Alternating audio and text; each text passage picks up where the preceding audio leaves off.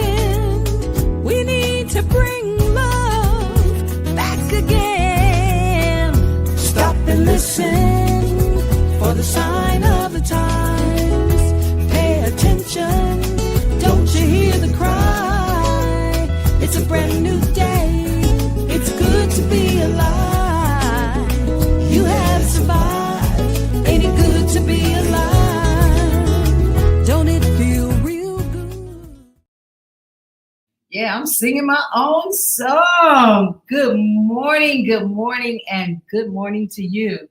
You are here with Senabella on Coffee Break, and we are live, and I'm excited to be here. I'm more excited than normal because it's been like a trying week, hasn't it? Oh my God. So, we have to deliver ourselves from the fires and all of the storms and all of the things that keep us sort of embraced in its like negativity, and say, you know what, get back up off of me. And we got to say, stop and listen for the sign of the times. Pay attention, don't you hear the cry? It's a brand new day. It's good to be alive. You have survived. Ain't it good to be alive?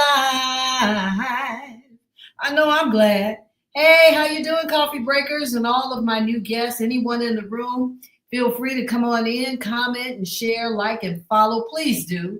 And just enjoy this here great morning. I've got a wonderful guest here with me this morning by Henri Salas Chillers, and she is the most booked commercials and film free agent right now that we can talk about. And she's going to come in. But I just want to start my morning off with, of course, as much as I love my opening song, I got to bring to you that spirit so we can kind of have that moment of just saying, you know what?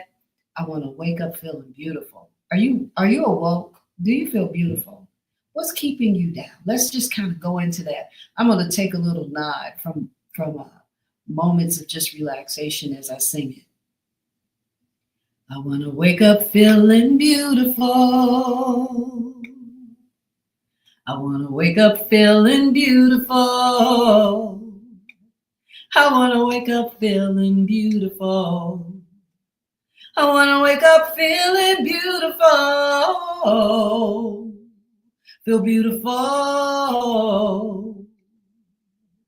I want to wake up with the sun in my eyes and joy in my heart. I want to wake up feeling beautiful. I want to wake up feeling beautiful. Feel beautiful, beautiful. Feel beautiful, beautiful. Feel beautiful, beautiful, beautiful. Beautiful, beautiful, beautiful. I want to wake up feeling beautiful.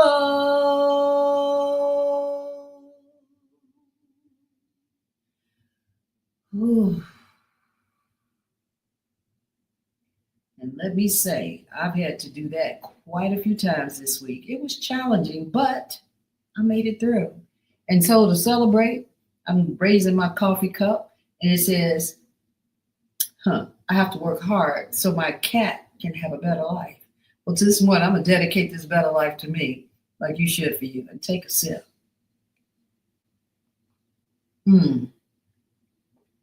So what is it that drives us?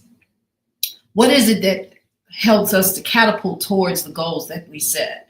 And what is it that sets a goal for us? Is it our dreams and our aspirations? And some may say it's the path. Some say destiny.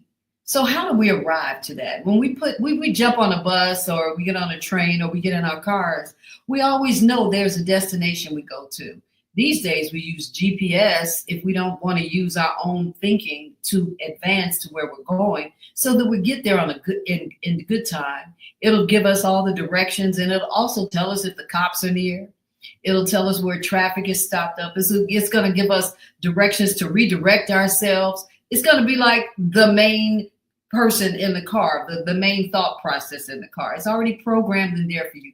But how do you overcome the challenges of trying to direct your life in the area and in the way that you want to go?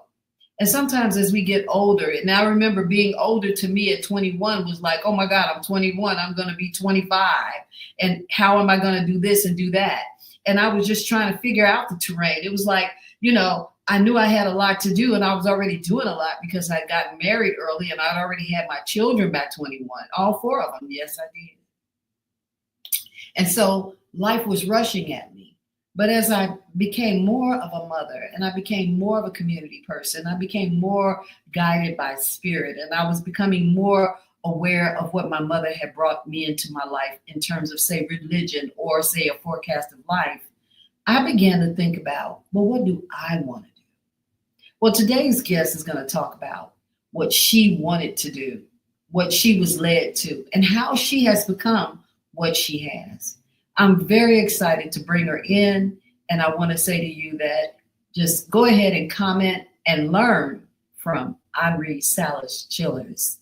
Welcome her to the stage. Hey, Henri. Hey, girl, how you doing? I'm good. Look at you. Look at you. I got your colors on. Girl, I know. Look. And I was vibing to your song while you were singing it. And oh my goodness. And I was vibing to it on the intro. Had my eyes all closed. Okay, go ahead and sing, Henri. I'm ready. No, we are not ready. Not this early. Only for you. Only for you I got up this early. Okay. You know what? I don't think so, because you've been on a lot of planes and trains and buses to get to where you had to go. So I appreciate you even saying that. It means the world to me. Thank you. It means the world to me. Thank you for having me. I'm so glad we finally connected. This has been a long time coming. Yes. I mean, I hate to say it every time I know someone, but this time I really know somebody. This sister and I, we go back like way back. Way back. Please, I'm like way back to that. Right? That's right, girl. Way. Ooh. Same boyfriend. Way back. Oh my goodness, girl, yes. Like, over 40 years. Yeah. Oh, who said that? I'm okay. I'm gonna tell you right now, I ain't never been ashamed of my game. When I had all my children, I couldn't wait to be a grandmother. I was thinking of grandmother in my 30s. Girl, I am the same too. I never not tell anybody my age. I'm so proud of it. Like, just being able to say that I'm 65. Me and one of my childhood friends was talking, and we act the same way we do when we were 15. We just talk about different stuff, like, what's going on. But our kids even just look at us and like, who are you? So no, I love it. And I cannot wait to get wiser, and I cannot wait to live longer. So this is it. And remember when we were younger, we thought that old was like 50. Yeah. But now they think old is like 30. Before 50, right? You were trying to get everything done before 50, like 50. And you didn't look at your mom and dad and think, what had they done? What were they thinking? Absolutely. Like, what am I going to do? I got to do something. Yes. It's always seemed like it was a rush, especially for one of our friends that we had in common. It's like, okay, slow down. I know what you want to do. Like, come on. Like, but rush. That's how we thought. That's the way life was. And I think there was a lot of inspiration that was driven from our associative relationships and the things we were doing in the world, that we were more in common than we thought. We thought it was through some work or some association with knowing somebody. But the truth is, Absolutely. we're all catapulting towards either destiny, direction, the forward for our lives. In our thinking, in the back of our minds, we kept thinking about, what do I want? What do I want? Yes. Yeah. But don't you feel though too that the time that we grew up in, that was kind of like expected? Like I know it was very few of my friends that actually didn't have the same pattern of thinking. It's like, the days of peer pressure. You weren't peer pressured into anything. It's like you wanted to do it or you didn't. And then your friends, they didn't care if you did it or if you didn't, you were still friends. So it was that mindset that I call it like the 70, 80 mindset, where we thought different than people do now. When the friends didn't, if you did something, you made up and you got back together, right? That's or it. You didn't think about it that much. It's amazing. I hadn't thought about that. That's it. I know, right? It's a difference. It's a difference. And I just love the fact that I was a part of that. And I've seen it come to full fruition, like even with my children and things like that. It's beautiful. Yeah. What's really cool is when we get a chance to stop and call each other and reflect on things. Like we did last year. Was it last year or whenever it was? We had the longest conversation. I think we said 3 hours and 45 minutes. I remember I was like, girl, we've been on the phone 3 hours and 45 minutes. But when you don't catch up, that's the beauty. Look, we caught up with everything in 3 hours and 45 minutes and was talking and laughing, my cheeks hurting from smiling and everything. It was just a beautiful thing. I love the fact of being able to connect with people that meant something in your life or that mean something in your life or they're doing things that just inspire you. And you are truly one of those people. Here's one of those people for us this morning. Tracy Kincaid is on saying, good morning, Tracy. Hey.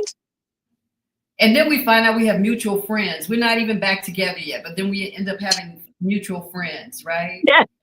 And we're all on the same train.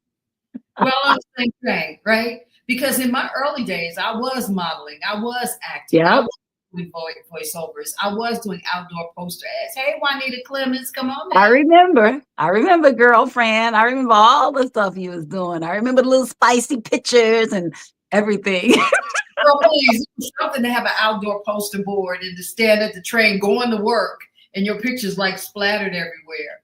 It was a big deal. But for real, I keep telling people, as much as I loved it, I love making that money. Yes. Yes. For me, I never thought that there would be like a real career in any of it. Wow. All I was thinking about was, you think I look good for that? Okay, cool. You think I can say that? All right, I'm going over here. Oh, you think I can sing that? I'll just fake my way all the way through everything. Do you hear me? And I remember always overdressing. I overdressed for everything. I showed up like I was already dying. No, you were fabulous. Like you come to movie night with a fox stole around your shoulder and the sunglasses on and the stilettos and the Gloria Vanderbilt jeans and Yes, that's you. That's you, Henri. That was you too. Only you did it with such swag and such class. It's like, okay, I see you. I see you. We didn't have social media to help, so we had to impact statement. Yes. Impact. So Juanita Clemens says, good morning to you. Good morning, Juanita. Hi, girlfriend. I'm so glad you got up early and tuned in. And Tracy said, help her to get her start in background acting. She got something. She's really going at. We're gonna get you, Tracy. Yeah. Henri, you have had a phenomenal forward as in where you are. The 50 thing actually, I don't know if we should go all the way back here, but can we start at 50? Like they say fabulous over 50 now. It's like it's a campaign. Everybody wants the 50 plus person now, right? That's what they say. Yeah, but they don't know what that really looks like, right? I don't. You know what? It's not okay. So I'm gonna say this, and I'm gonna say it like I feel like I've always been in a fabulous 50 for like years. I could not wait to hit 50. When I was 45, I'm like, I can't wait till I hit 50. I met this phenomenal couple when I was on a cruise with my deceased husband. Andre Salas, and he was with V103 for 15 years. Mm-hmm. And we were on a cruise and we met the coolest couple, man. I think we were like 33, 34, and we met this couple, and they lived in Elgin, and they were just, it was a seniors cruise, and we didn't know we booked a seniors cruise because he was entertainment for it. So, you know what it was? I think it was the Tom Joyner Fantastic Voyage. It was I think it was the very first one that started. And we were just in a group of people that was 50s, girls like 20s, 30s, 40s, 50s, 60s. And they were just hitting it, man. I thought like I was in heaven. Girl, we were changing clothes 7 times a day. And it was wonderful. But we were at a table with this group of 50s. And I was like, this is it. And I was looking at my husband like, this is the way we going to be, right? We going to be in the fabulous 50s. And I have just loved it ever since. I couldn't wait. And like every day now, I just can't wait like to get better and wiser and older. Wow. You know, obviously you did just that. You did just that, you know, and I didn't get married to Mr. V103. I remember I had my second marriage at 50, I think it was 51. Yeah, 50. Okay. That's beautiful. Wait a minute. No, it was before that. I'm sorry, because I wanted to have more kids. I wanted to have 2 more kids. So it was in my 40s. Okay. I don't know where 50. They kind of meld together, right? I'm having memory lapse right now. Like, I don't know what happened. I really don't. Don't ask me no questions. I remember when V103 was just like first starting, and I remember they had us do the jingle. We did the jingle for free, and it was up there for like, I don't know when they stopped using it, but it was like V10103, V103, and we just did it playing, and they kept it, and they kept using it, and I was like, okay. And my husband was like, look, people could hear your voice. I'm like, they don't know it's me. So anyway. What's great about it is that, what material was bad about it? They did a lot of things. They asked us to do a lot of things for free. Now they probably were getting checks. We didn't. Of course, absolutely. Yes. When I realized checks were supposed to be in the mail, I was like, no, I need to get paid. You couldn't ask me to do too much, you know. So I got paid for doing fashion runways. I got paid for commercials. I got paid for doing things like that. Mm-hmm. I didn't care if it was $250, which it generally was. I think even less, because like when we started, we had gotten our own studio in Park Forest. We were living in Crete, and we got a studio in Park Forest. Used to be called Park Forest Plaza.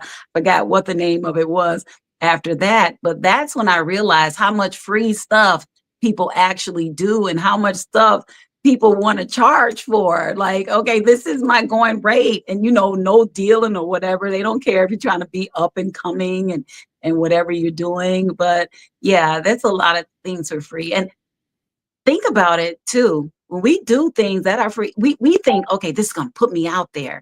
I'm going to be out there, and and a lot of times it does work. I know for me, it's worked in that case as far as like with acting is concerned. But back then when it was just radio and you doing the voiceovers and playing like you're a contestant and things like that, it's totally different. Well, television gave us a lot of ideas of what we thought we wanted to do. Yes. It was different then too. Good morning, cousin. My Dolores Ringo, my cousin. She's such a beautiful. I gotta have her on. Hi, Dolores. Yeah, and so Juanita says, I'm always up early. Well, Juanita, we will expect to see you all the time then. You come good. On, drink your coffee and get a chat in, share your thoughts with us, whatever we want to do. Let's do each other. We could do Juanita's a beautiful person. Tracy's a beautiful person. I just feel like God has always blessed me to have beautiful people in my life. And whether it's from my disposition of being who I am, because I've been like this, and I think you can attest to that. This is me. Like I've been like this since I was like 15, 16 years old. I may have a different color hair and stuff like that, but the thing is that my personality has always been more outward than it is. It's like just growing up, emulating my mom and things like that. My mother would talk to a stone, honey. Somebody at the bus stop. Oh, somebody at the train. Also, and someone's always wanting to talk to her because she was always smiling and always so beautiful and helpful. So I am my mother's daughter. So how did that help to frame you in terms of like where you've come to now? Like when did the real journey become visible? At what time did that happen for you?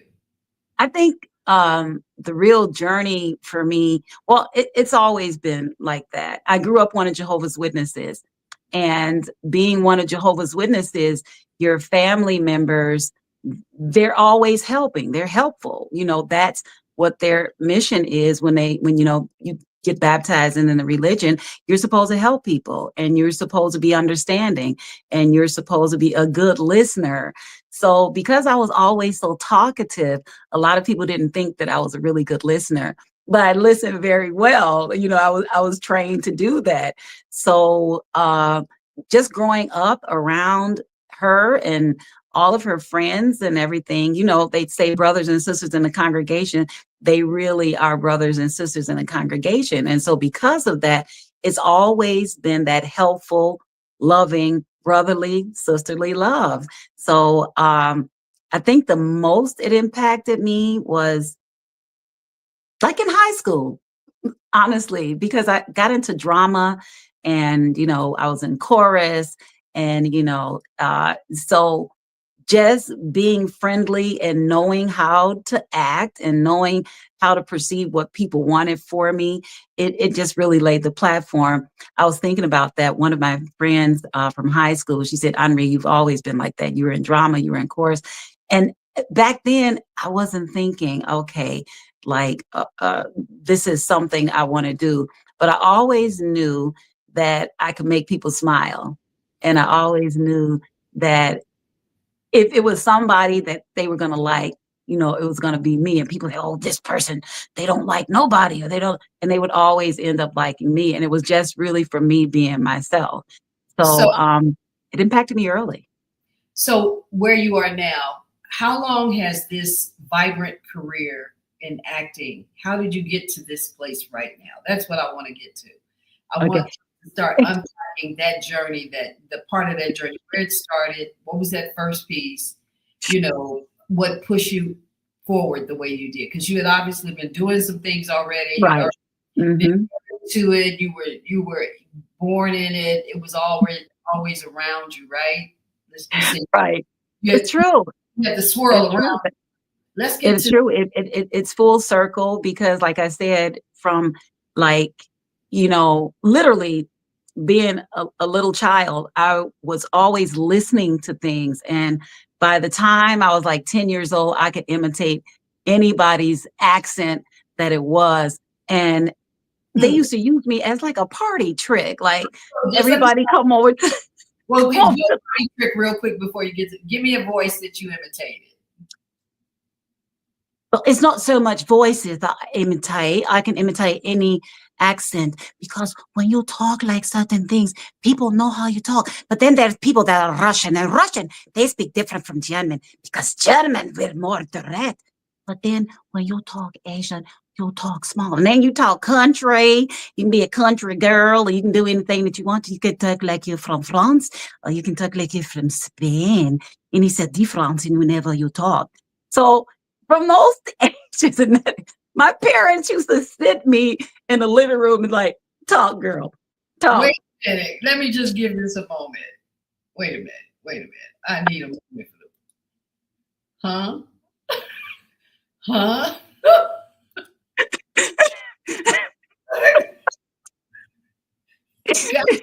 You got me on that, girl.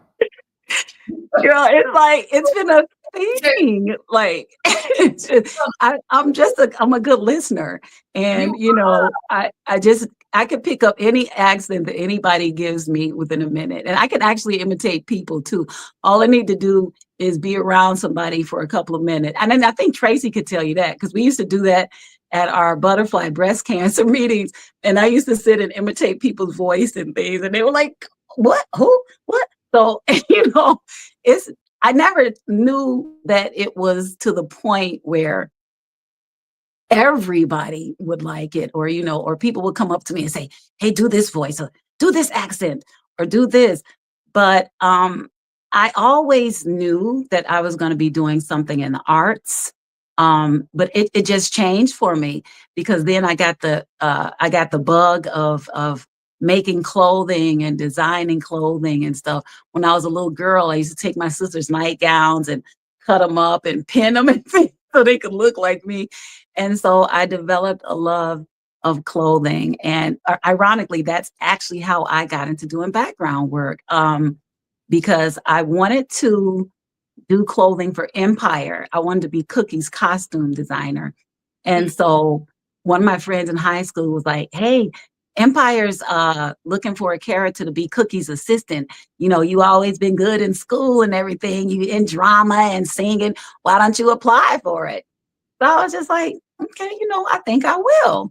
So I went to this agency. It was called 99, the Not Agency, the Unagency, or something like that.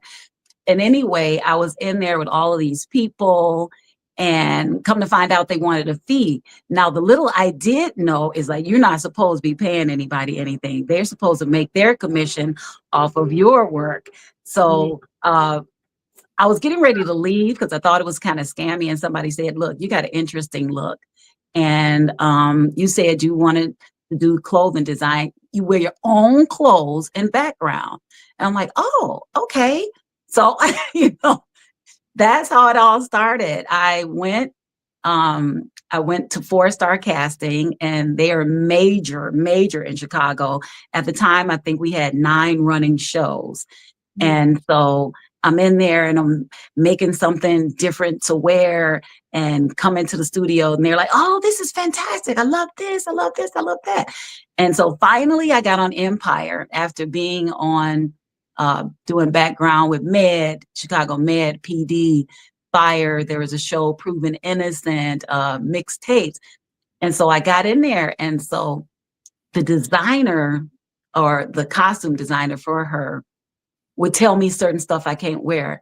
Because girl, I was full force with my little fur coats with all the colors and stuff. And, oh, you can't wear that. Cookie might be wearing it. I'm like, Cookie can have this, come back again. So I looked up, Senabella, girl, I have been on set 83 times in 8 months. And they was not picking me.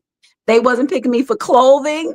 They wasn't saying, so I'm like, wait a minute, if y'all not going to pick me for clothing, I've been on set 83 times, I'm going to go and get an agent. And so that's what I did. I went 2 weeks later, and she was like, you were 83 times on set.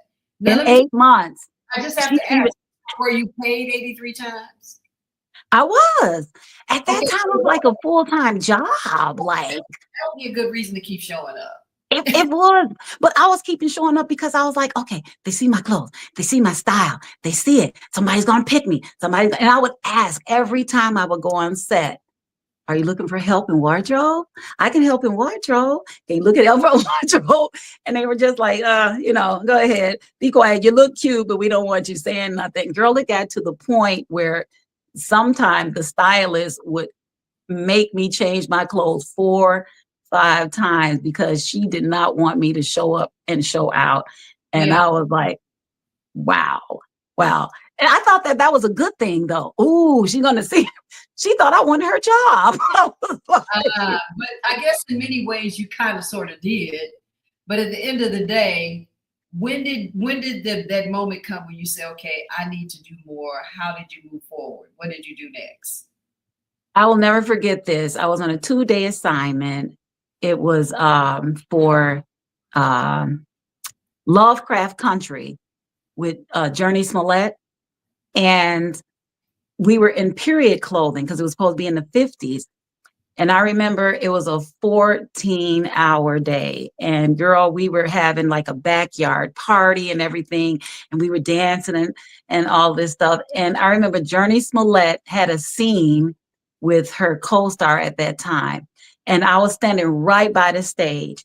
And every time they said action, boom, she just hit it.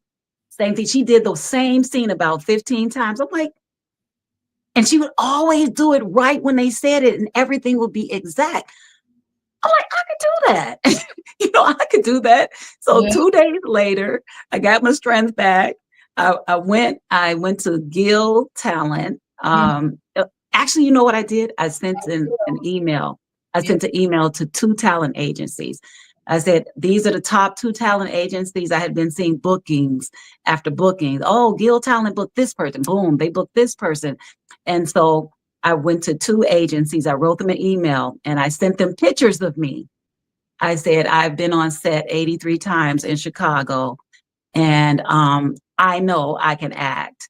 And these are my pictures. I don't have anything professional, but if you like what you see, these some of the shows I work on, please give me an email. And I said, I am only contacting you one time, and I have one other agency that I'm a contact. If you don't get me, I totally understand. I'm not your flavor, and I'll move on. I'll give you 7 days to respond. Did you say, I'm not your flavor? I'm not your flavor. I'm not. Because I'm not everybody's flavor, but it's going to be a little bit of something in there that everybody like. And so, and the 7th. Do you think your direct attitude, was being direct like that, did that help you? I think it did, because she called me on the 7th day and called me into. As it relates to that, was it also part of how people viewed that Black women were anyway? I think so. Yeah. And on that note, I think a lot of people would say I wasn't, believe it or not, I wasn't sassy enough, or I wasn't hood enough, or like my language wasn't, and that's even like in recent times, like even here, I don't know what people see when they look at me or whatever, but I am what I am. And so they were like, okay, well, I want you to say it this way, and I want you to say it that way. So I went to Gill Talent. They hired me on the spot, and I'll never forget it. Her name is April Maria, wonderful, wonderful agent. And she told me, she said, this is your career. I work for it, you work for it. She said, I can sit here all day and tap, tap, tap and submit you, but you got to submit to things too. And she said, you're going to have 50 no's before you get a yes. I was like, oh no, this is not the job for me. I'm not used to nobody telling me no. They want to keep you inspired. You may be broke. You may be hungry. You may be wearing the same clothes 50 times, but eventually you'll get a yes. I know Patty. Girl. Patty is family. Is old school friend. Yeah. In fact, directed and worked in plays with her too. Yeah. Wow. When she said that, I'm like, oh no, not me. So literally, she sent me out on an audition maybe about a week later. And if it was for a speaking role on Chicago PD, I was like, no, she didn't. So I went in there, and I remember I went in, and I went in confident, because like, I'm gonna be me. See, when you're in background, you're given certain rules. Don't talk to anybody, pantomime, don't take pictures with anybody. You're just there. You're not the main character. You're not an actor, blah, blah, this, blah, blah, that. So when I got in there, I always kind of felt like I was being stunted. I know it wasn't about me, but they would always pull me out and say, hey, we want you to do this, or can you do this, that? So I knew that I had the potential. I knew that I had something that they were looking for. So when I went in there and I did that, and this is kind of like a spoiler alert, but when I went in there for that audition, I remember it was a scene, I was called The Neighbor, where I heard gunshots in my home, and I ran out, and I remember the police officer was like, I only had 8 lines. It was like, what did you see? Oh, I heard 4 voices, and then I heard gunshots, and that's it. Did you hear anything else? No, sir. Okay, go back inside. Okay, that was it. That was it. 8 seconds. 8 seconds on Chicago PD. So on that, let's take a quick break. We're gonna come back. Okay. Get to when the explosion started, like what you're saying here. Okay. Right? Sounds good. The bullet was out the gun now, right? It's ready. We'll be right back. We're going to take a quick break in honor of the Female Solution Network, and we're going to show you a little bit something more about female solutions.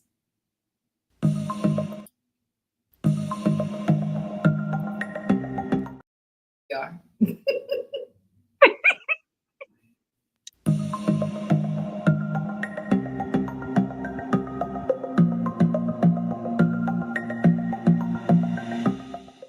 Hi, I'm Barbara. I'm Cheryl. And I'm Naima. We're three Black moms. And in case you didn't notice the resemblance, we're also three sisters.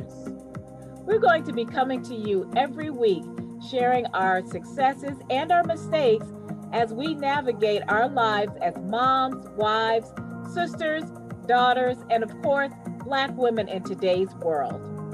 We'll talk about it all: race, politics, religion, economics, culture, and we'll take a look at everything from whether or not to use corporal punishment to how do you teach your children about sex. Look for our upcoming book, Growing Up Charles.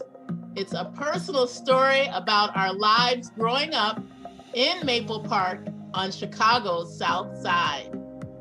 I'm Barbara. I'm Cheryl. And I'm Naima. We're three Black moms. Follow us on Facebook and subscribe to our YouTube channel, Three Black Moms.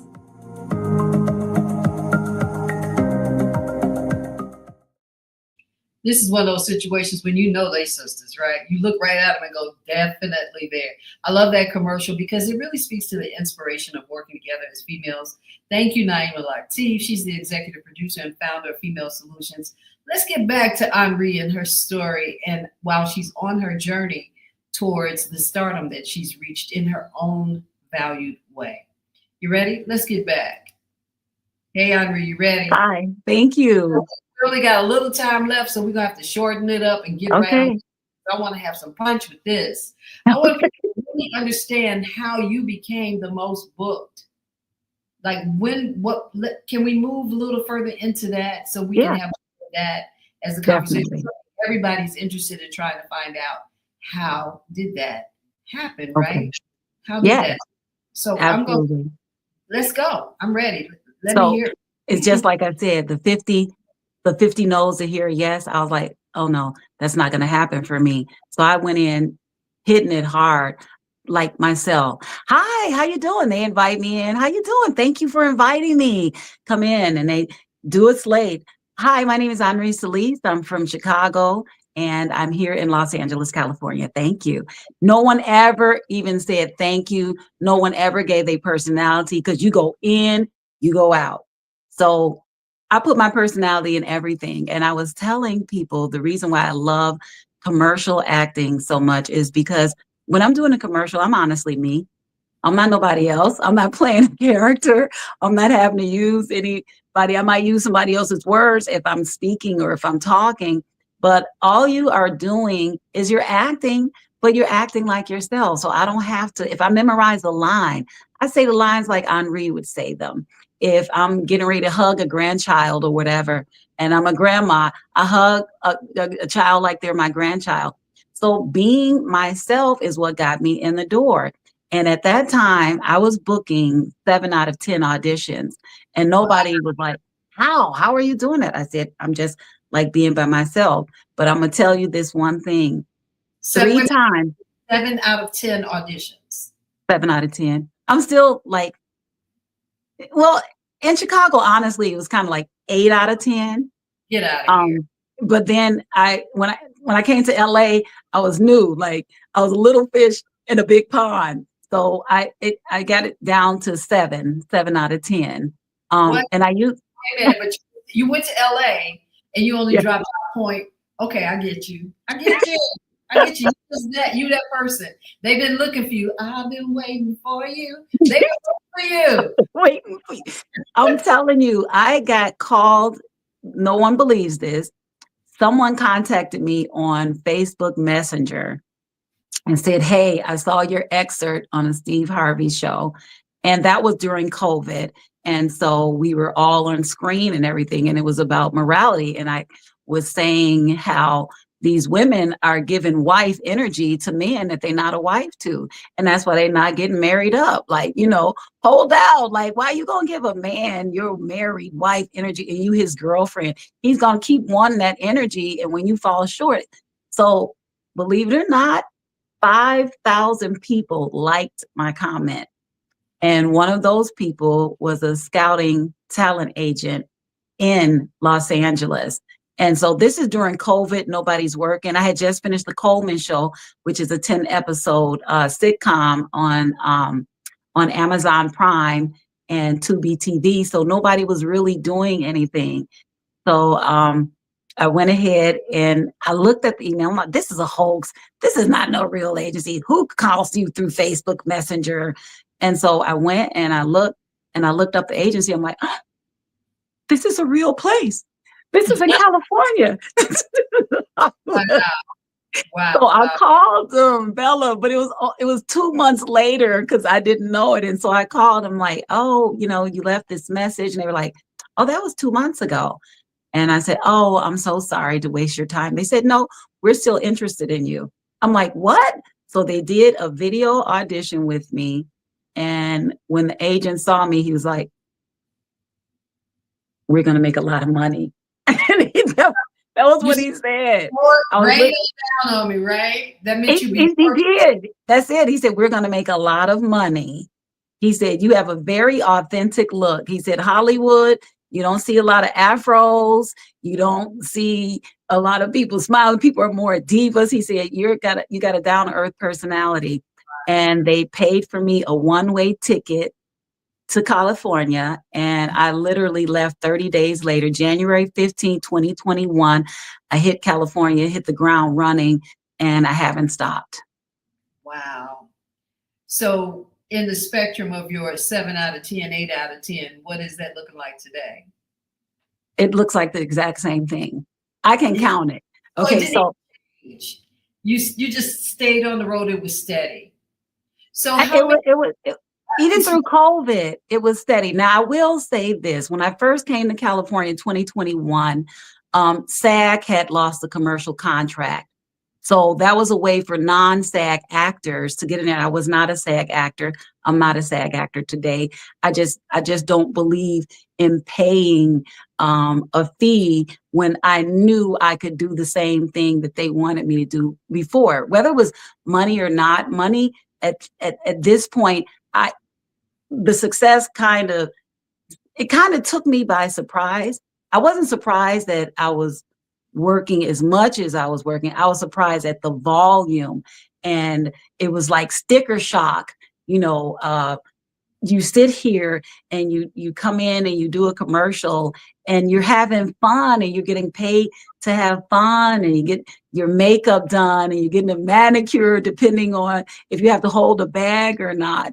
And the money was really good. So I was on Casting Networks, which is the largest casting network in the world, where you go on, you put some pictures up. If you have any video, you put video up. If you don't, you get a professional headshot. And the headshot that I use now, still to this day, my main headshot is a headshot I took with Gil Talent with April Maria back in 2019. And they think that I look the same. And that's it right there. There it is.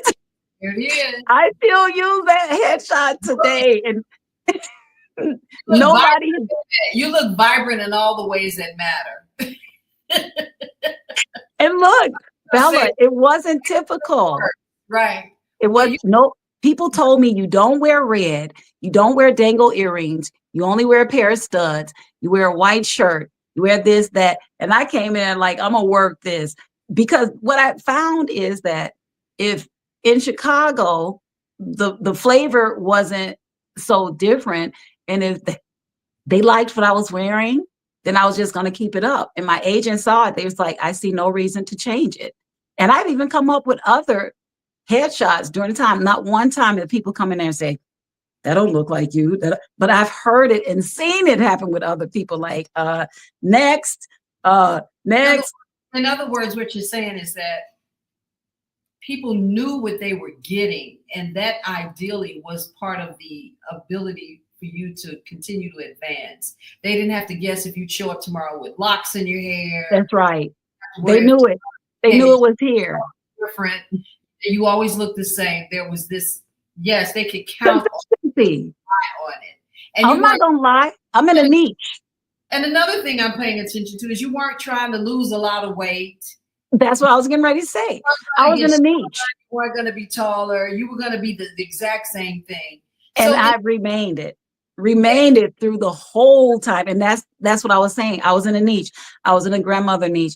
I wasn't too old that I wouldn't appeal to older people. And I wasn't so young that I wouldn't appeal to like younger people. I was just like right there. So I was like the new, even though I was like, that's 5 years. How long is it? 7 years? Even though I was just turning in my 50s, I was the new 60. I was the new 70 because every role that I applied for had grandmother between 60 and 70 years old. And I just started applying for it.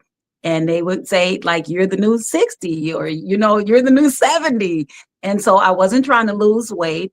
I'm naturally loving and happy. So they were like, this is natural. You're not trying to be a diva. You're not, you got getting fake boobs. And I couldn't get a fake butt because girls, too much of that anyway. What I'm hearing is that there was reliability. So is that a suggestion you would make to other people? Like Tracy is saying, how do I get to this here point where I can become more? She's talking about background stuff, but you're saying, she says, help me get my start in background acting. No, I helped her get her start in background acting. That's what I think she's trying to say.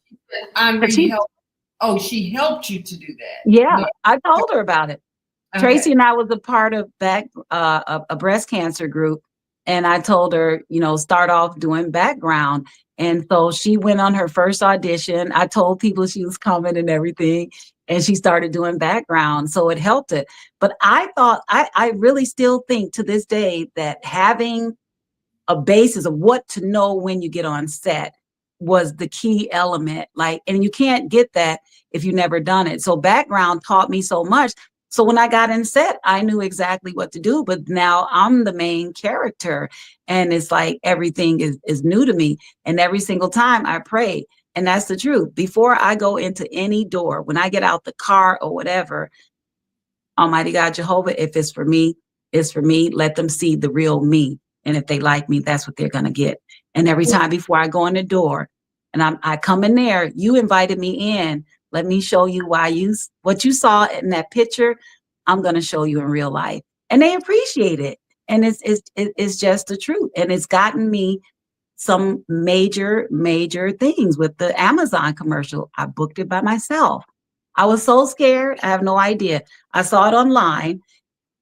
Said looking for grandmothers with a great smile, 60 to 70 years old, African-American, Caucasian, white.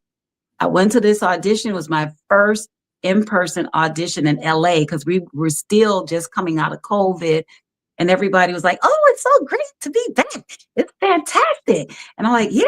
It was my first time. And so I went.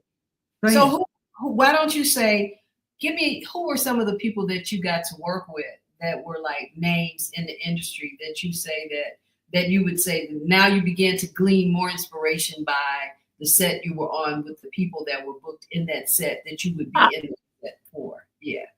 Now, I would not have said this until today, actually, but I just saw the movie Saw, Straw with Taraji, and right, Taraji. And working with Taraji and all the background scenes that we did for hours and hours and hours. Like I saw in this particular movie something in her that I never saw. She would always show up. She would be on time, she would come to set. But it never seemed to me like, for me, I'm hard on myself. So, entertainment is something that I feel comes naturally to some people. Honestly, I do. And sometimes it doesn't. But I saw her doing a performance and I was like, all of those times that I saw her when she was on Empire and you know, and working closely with her or whatever, it was a drive. And to me, I saw that drive come to fruition in this movie, Straw. And so my inspiration has always just been to be me, honestly, as natural as I can be, which is why, even though I've done 4 movies, I've always loved commercial acting, because commercial acting is just me put in different scenes. It's not me trying to develop a character. It's not me trying to, you know, rely on someone else. So when I booked the Amazon commercial, it was a worldwide commercial. There were 100 other grandmothers there. And they, Wow. I went in there, and you know, I'm larger, right? So the scene was supposed to be, you haven't seen your grandchildren in 2 years, and you look up and they're there in front of you, and you just grab them and you kiss them. And when I went in there, they said, okay, we want you to act like you haven't seen your grandchildren in 2 years. So I was like, come here, baby. Come here, get over here. And so the cameraman was like, okay, we know it's been 2 years, but that's a little. So I hear this boom, boom, boom, boom, boom, boom, boom, hear this running. And this guy comes out of the background. Wait, stop it. No, Henri, do it just like that. I want you to do it just like that. Do it again, all right? Do it again. And I was like, okay. I mean, boom, boom, boom, boom, boom. He runs in the back. It's a director. And the director. Stop telling her to stop. Yeah, I can't do like what she did. But yeah.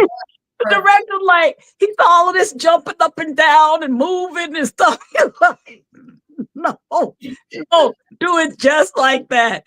And so I was so jazzed. When I left, I was like, these grandmothers are from all over the world. I called my friends. I'm like, I did a Facebook Live. I just went on my first live audition in Hollywood, and it's grandmothers from all over the world. And I think I got the commercial, and we're just going to be, it's just going to be wonderful. And so they gave me the call back, and they said, we want to book you. And at the time, I didn't have an agent that I was working with.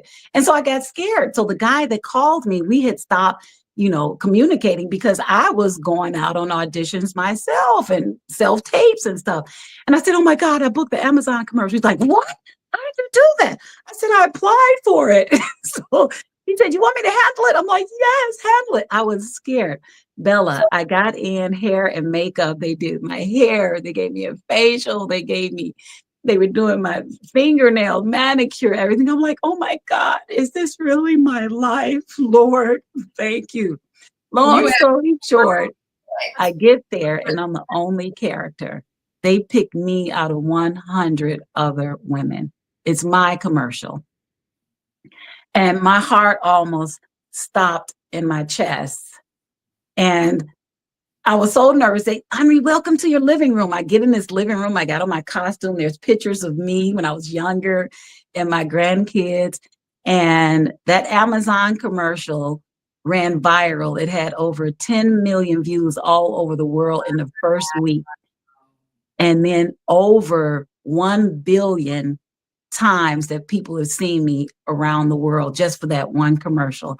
And that set it off in my head. Like, I just got to keep going. So, wow. And I did.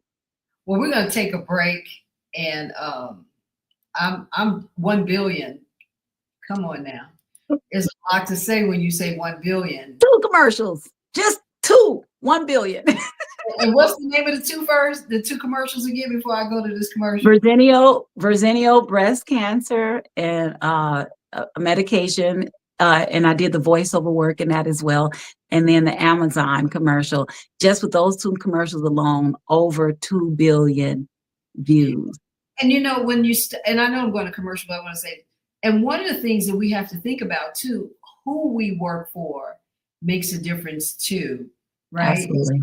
You were just Verzenio, what is it? Verzenio breast cancer. Right? Verzenio. Yeah, there is Eli Lilly is one of the top pharmaceutical companies in the world, and pharmaceuticals have the money and they pay the money and they keep it running and running for as long as you want. A huge conversation, you know, to this day, you see more and more women pile on and say, I was just diagnosed with breast cancer. Yes. So I can see that commercial winning over. And then you're the demographic, right? They absolutely. And I'm also a breast cancer survivor. That's how Tracy Kincaid and I met.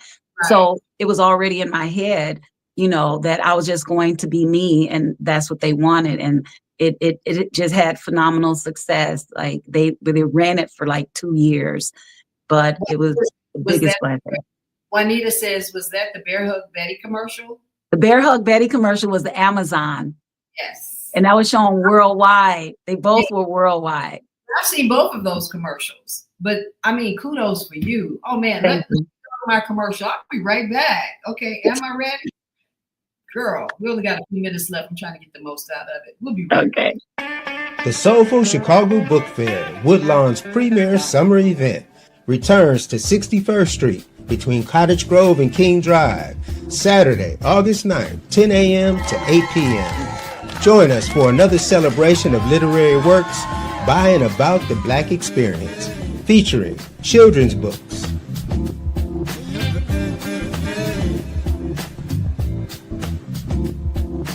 fiction books,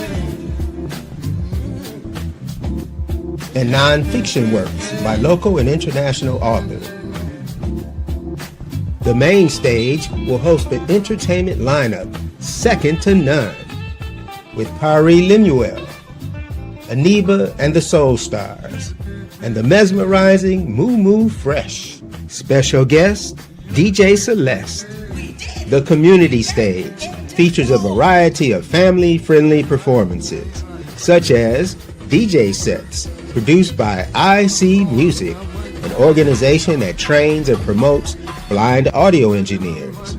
All this and more, Saturday, August 9th, free and open to all.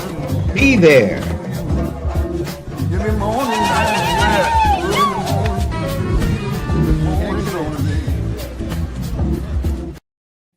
I'm Reed. We're back, and there's a lot to talk about as we close out. But you had something you wanted to share with us, and let me just say thank you. I think I need to have you back for another 2 hours.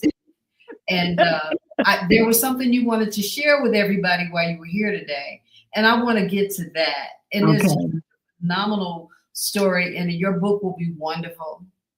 You know, thank you. I feel like that. Your work, what you've done, absolutely amazing. Thank you so much. I really appreciate it. You know, I'm just proud of you, period. I'm one of the people who are your fans and your friend. Yeah.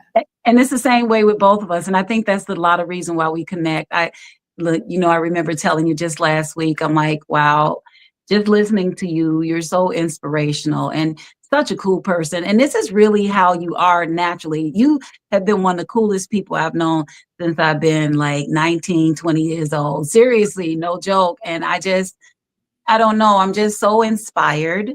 I'm inspired by what you're doing. I'm inspired how you're bringing women together, how you're getting us to have a voice. And I see how you interact even with your male people that come on and they're in your audience and things. So it's just you, girl. It's not male. It's not woman to woman. It's woman to person. I mean, I was looking at your video with your plants. You even got a relationship with your plants. It's like, you got to live with what you got. So please, let's just move into it. I want to give you this moment to share what your news is that you want to let us know. Okay. So guys, it's a very bittersweet thing, but in Senabella, this is the first time I'm announcing it basically to the world is I am stopping commercial acting. I have one commercial left that I'm going to be doing on the 25th, and I'm moving to Nigeria, and I'm trying my hand at Nollywood. Okay, here we go. Let me have this moment. What? You don't stop making your money here and you going to Nollywood? I hope you stacked your change. It's been a work in progress. It's been going on almost for 2 years now. I had some interest when I went, but it takes time for you to get your licenses to be able to go over there. to be able to work there, you have to get everything together. I'm pretty well set up. I've been going back and forth. This will be my 4th time going, and I'm moving. Like if you look around my place, you can see little pink tags or blue tags around things. I am selling everything, and I am with a really good producer and director. And I'm moving down there. 65 years old. I'm going 8,300 miles away, and I'm going to be starting a different chapter of my life. Congratulations. You know, that is super amazing. I have family in Africa. We've been on that journey for like the last 40 years. So Wow. we can talk about that offline. But congratulations. What a bold, wonderful move. What inspiration you bring to women 50 plus. You know, you're beautiful, resilient, outstanding, really wonderful to know and engage and talk to. My personal friend. So that's like one just added feature. But the real truth is that you are a feature for everybody. And we all need to be inspired. In times that we live in, we're asking ourselves, what will we do? How will we advance? How will we go forward? What is going to be that twist on the cap that says, okay, this was my mark. I know you'll be coming back. I know we'll see more of you. I don't think anybody's going to let you just go to Nigeria and there be no more commercials. No, but I'll still be coming back. I'll be coming back. But I love that you're sewing into your fabric the next part of your journey, and that it's not too tired, and that it's not too tired. Congratulations. Thank you so much. Thank you. I appreciate it so much. Juanita's like, Nigeria, congratulations. Bill Morton says, congratulations on your new job. My cousin. Thank you. Congratulations. Thank you, guys. This is amazing, amazing. Congratulations, congratulations. It was wonderful. It's amazing. It's wonderful.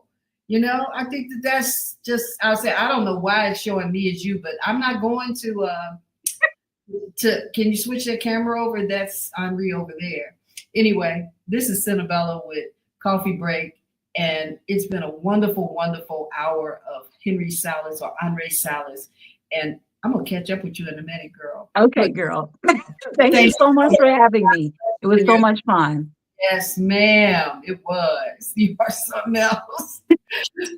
Okay, folks, that was Henri Salas Chillers. This is Senabella's just signing off. Thanking you for coming in. Please share this video. Get other people to see what we're doing here. Be inspired, be motivated, and keep joining in and supporting the Female Solution.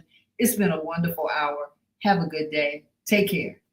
See you next Friday, 7 a.m., right here with all the rest of the Coffee Breakers.